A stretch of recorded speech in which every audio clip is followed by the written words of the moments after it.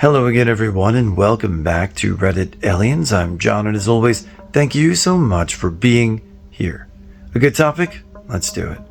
What's something that you experienced or witnessed, scary or not, that you still can't explain to this day? Please remember to like, share, and subscribe. My little sister's friend spent the night on the last day of school their freshman year. She had epilepsy, and they watched a film that had a lot of flashing lights. She had had a seizure in her sleep, which burst an aneurysm in her head, and she died. We didn't know until she didn't get up in the morning. It was devastating. I shared a wall with my sister's room, and I could hear sad sighing in the next room that night. Our dogs would growl at that room, too. Super freaky. The night my father passed away, I experienced something surreal. I have a craft room that I do bedding in. In my craft room, I have medicine I smudge with, my smudging bowl, personal stuff like documents, etc. I also have a small urn with my grandmother's ashes and family photos. The last day I talked to my father, he was frantic and said he had bad news from his doctor and that he was scared. We said our I love yous, and I sent him a message around supper time, but he never opened it. My father was in failing health. His kidneys were shutting down, and we saw each other for the last time 2 weeks before the final day I talked to him. So, I was feeling really off. It was around 11 p.m. when I decided to go into my craft room to do some beading. Beadwork and beading are therapeutic for me, and I needed something to keep my mind busy. I was feeling really off. It felt like something bad was going to happen. I didn't like how my father didn't answer me back, but I felt confident that if anything were to happen, he had his partner with him and resources like his life alert. Dad told me in our final conversation that his meds weren't working properly, and that his doctor was concerned he was at risk of another stroke or heart attack. He had a stroke months prior to his kidneys failing. However, they didn't want to admit him into the hospital and sent him home. So that was that. Love our healthcare system. I remember feeling really weirded out, so I lit my smudging stuff and smudged myself in my craft room. As I was smudging, some documents I had on the table next to my grandmother's urn flew off. It was freaky. It was like a gust of wind blew them off the table, but I kid you not, I had no window open or anything like a fan going. I felt this deep, immense feeling of sadness, so I put my things away and went to bed. I had to get up early for work. I remember I set my alarm and kept my phone volume up just in case. Dad never opened my last message, and it worried me. The next morning I got up and went to the bathroom to get ready. When I finally looked at my phone, I had dozens of missed calls beginning at 1:38 a.m. I never heard a single one, which was odd because I'm a light sleeper. My heart sank and I just knew. I had multiple voicemails from my stepmother. When I called her, she answered immediately and was crying. I lost my dad due to a heart attack in his sleep on September 14th. I found out shortly after 6 a.m. I'll never forget that sinking, icky feeling I had hours before, and then the moment of the papers flying off the table where my grandmother's urn sat. It freaked me out. To make things even more nerve-wracking, on the day of my father's funeral, My Old Man by Zac Brown Band wouldn't stop playing on repeat on my Spotify, even with the shuffle enabled. I had to turn it off. I felt like my dad was saying goodbye. I miss him. When I was a little kid, I got sleep paralysis all the time of the same two things. A man in an all-white old diving suit, you know, the first diving suit, and a purple dude with snakes as fingers. Kid imaginations. The diver had a big glass pane that would show different gruesome ways it was going to kill me. The snake man would punch my knees, which now my knees are always sore. Coincidence? I think not. But every time I saw them, I couldn't move. Till one night I opened my eyes to see them again, and I freaked out. And I moved, so I put my blankets over my head and rolled over onto my stomach. And then I opened my eyes to see 4 snakes slithering to me. so I jumped up and pushed the diver out of the way. Yes, I touched it and stopped at my doorway, and I looked in the mask and saw my mom taking all her pills in a car, which is weird because I normally only show up in the mask. And I turned around and ran into my mom's room. 1 year later, my mom commits suicide in her car by taking all her meds. When I was a kid, I woke up in the middle of the night having a pretty severe asthma attack. No symptoms of asthma my entire life before that night. Woke up and I just couldn't breathe. Kept trying and trying, but it was like I didn't even have lungs anymore. I tried to call for my parents, but I couldn't even make any noise. Wasn't sure whether to keep trying to breathe or try to call for help. I couldn't do both. It was terrifying. Then out of nowhere, my parents came rushing into my bedroom. They got me to sit up, and slowly my lungs seemed to open back up, and I could breathe again. They ended up stuffing some life vests under my mattress to elevate the upper half. My dad's a big fisherman, and we would occasionally rent a houseboat in the summer, back in the 90s when it was relatively affordable for a middle-class family. I asked my mom if they had heard me somehow, but she said they didn't hear a thing. Our bedrooms were separated by a hallway and 2 closed doors between us. She just woke up suddenly, and something told her to check on me. She didn't literally hear a voice, but more like a vibe she got. I was old enough that I didn't need to be checked in on every night, or any night really. I was like 12 or 13. To this day, we talk about how weird it was that they were miraculously there to help me when I literally couldn't make a sound, let alone call for help. Generally a brave kid, but a truck scared me half to death. When I was 13, my family moved to a house in the Pacific Northwest. We lived next to a large wooded area that eventually led to a quarry. I explored every inch of those woods and absolutely loved it, though sometimes I would get randomly creeped out like someone was watching me. One day I was exploring and noticed a deer trail I hadn't been down yet. It led down to a low, flat area surrounded by boulders and hills. The first thing I found was a complete deer skeleton, completely bleached white, by the base of a big tree. Being a bit of a bone collector, I poked around a bit and decided I'd stop for the skull on my way back down. I continued into the low area, and the trees started to thin out, and in a small clearing was a very old red pickup truck.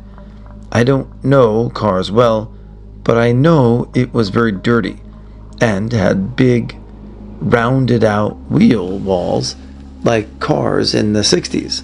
Can't explain why, but when I saw the truck, my curiosity was quickly overwhelmed by a sense of immense dread and danger. I stopped dead in my tracks and just stood there for a moment, trying to figure out what the heck was scaring me so bad. I knew there weren't any predators that could hurt me in the area, and I hadn't heard any noises or seen any other signs of people. I was in these woods all the time and never saw signs of people until the truck. I ended up turning around and leaving at a controlled walk. I desperately wanted to run, but something would chase me, I was sure. I didn't even check out Boulder. I didn't grab the skull. As soon as I was up on the boulder that I first spotted the trail from, the feeling completely evaporated. Looking down, I couldn't see the truck or how it in the world it could have gotten there. Despite the scary experience, I wanted to try again with a friend. I mean, what kid doesn't want to poke around a good old truck? But we moved again before I had the chance to.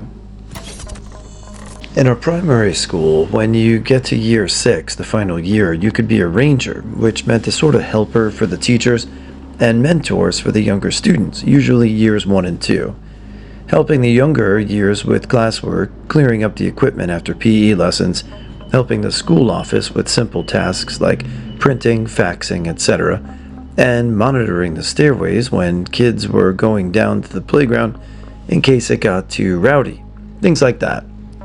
One afternoon, I and 3 year sixes were putting away some equipment after a PE lesson that had taken place in the assembly hall.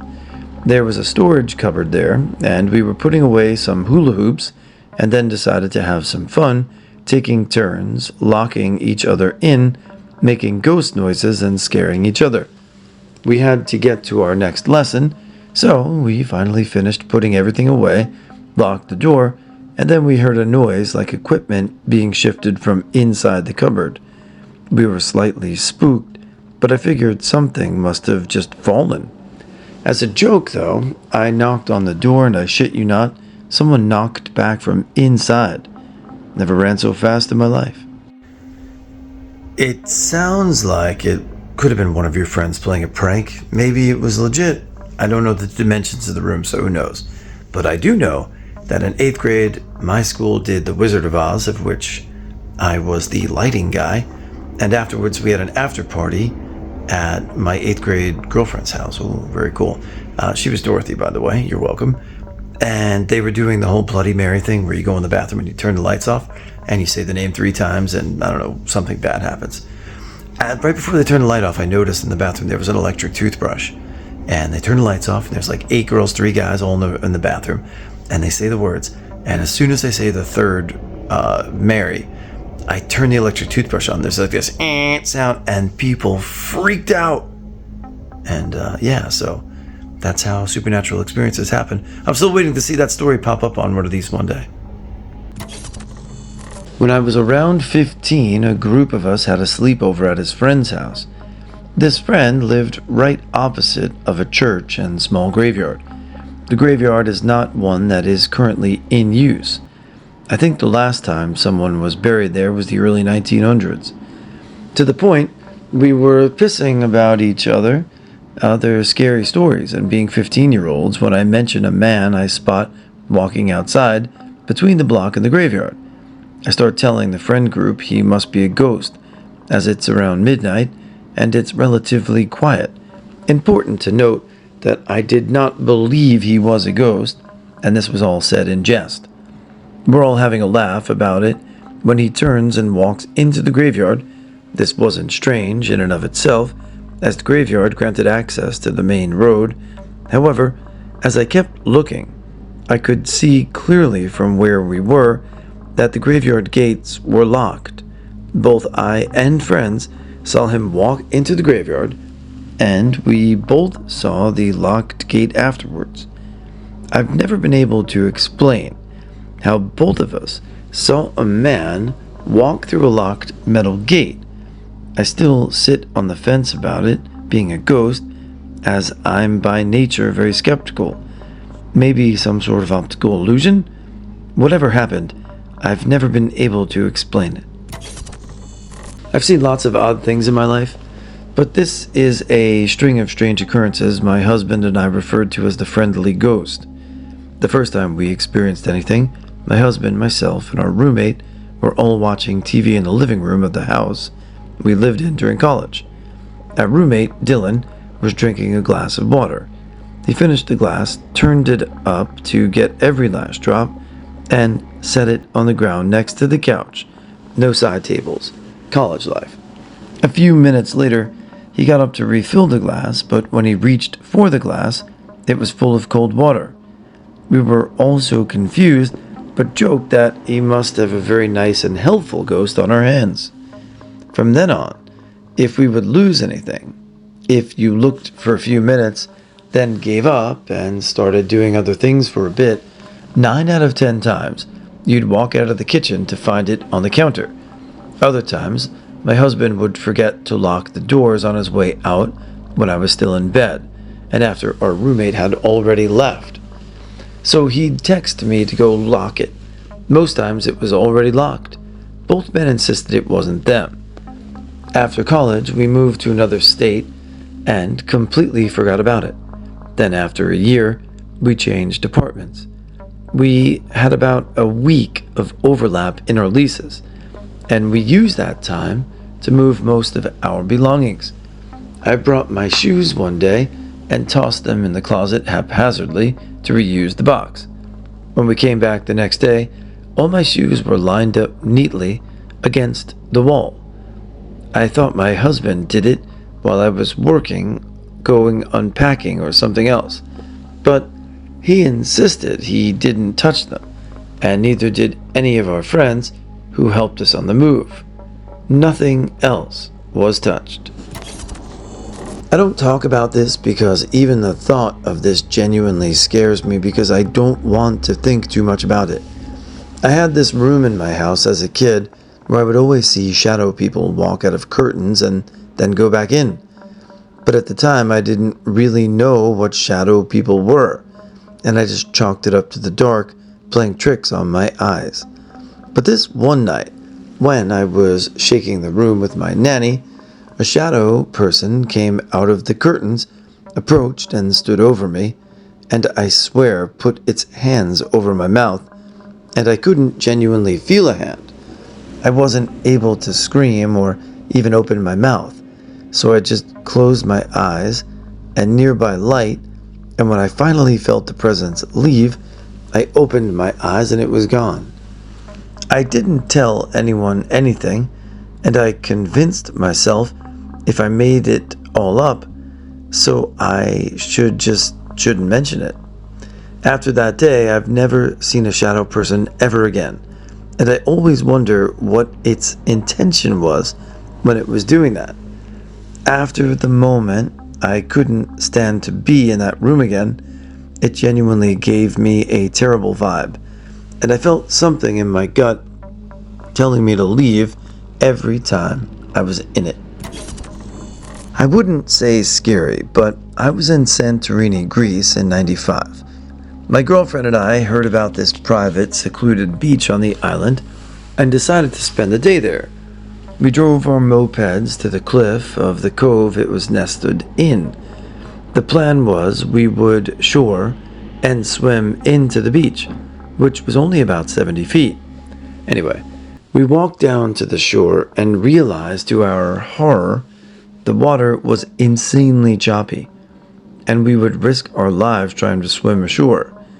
The problem was, we had thrown everything onto the beach, wallet, clothes, and moped key. We went back out to the road about 100 yards away and flagged down a tourist, and she got a ride into town to find someone we knew who was a great swimmer and had told us about the place. I walked around for a good while in the summer heat in this canyon, and all of a sudden this booming laughter started echoing around the canyon. It was so loud and there was totally no one around. It sounded like something from the Clash of the Titans, like the gods were looking down on me and laughing at my misfortune. If you know who Brian Blessed is, you can picture the laugh. I am still puzzled to this day about it. There's more to this story when I did actually attempt to swim to the shore when my girlfriend showed up with the island hunk and I wasn't about to be outdone. I almost died in the process. Very close shave. I used to clean houses, and one day my 2 team members and I arrived at our next house of the day. We walked to the front door and could hear music blasting inside. It wasn't like a faint sound of music either. It was very obviously coming from inside. No one was supposed to be home, but we didn't think much of it. That's until as soon as we put the key in the lock, the music stopped. Complete silence, just like that. We slowly opened the door, announcing that we were there while entering, and to our surprise, nobody was home. From the front door, there were 2 sets of stairs, one going to the main level and one going to the basement. There was the most eerily uncomfortable feeling as soon as we got inside. It felt like a heavy presence was standing at the bottom of the basement stairs, and we instantly wanted to leave. Obviously, we couldn't, so we all agreed to clean as fast as we could. I was cleaning bathrooms, and of course, there was one in the basement. It wasn't your average creepy basement. It was fully finished and wasn't very big, but the whole time I was down there, I felt so nauseous and anxious. In my years of cleaning houses, I've never cleaned a bathroom so fast. I like to think there's some logical explanation to that, but the deafening silence, once the key entered the lock, will stick with me forever. Nothing substantial, just a few little things here and there that make you wonder. At my last apartment about 10 years ago, I was standing in my bedroom alone when I heard running water. It sounded like it was coming from somewhere inside the apartment, which was strange, because the only two sinks it could be within sight, and neither was turned on. So I walked down the hall to investigate, and the sound got louder as I passed by the closet. This was a single-use closet, so we never opened it. It had the water heater, which, by that point, early into our lease, we'd probably never even touched. And the faucet was on full blast, just pouring water into the carpet. If I hadn't caught it immediately, the damage would have been extensive. I switched it off, noting that the handle did not seem loose or excessively greased or too easy to turn. The closet was one of the folding models, and you had to drag the doors across the carpet to access the water heater. It still doesn't make sense.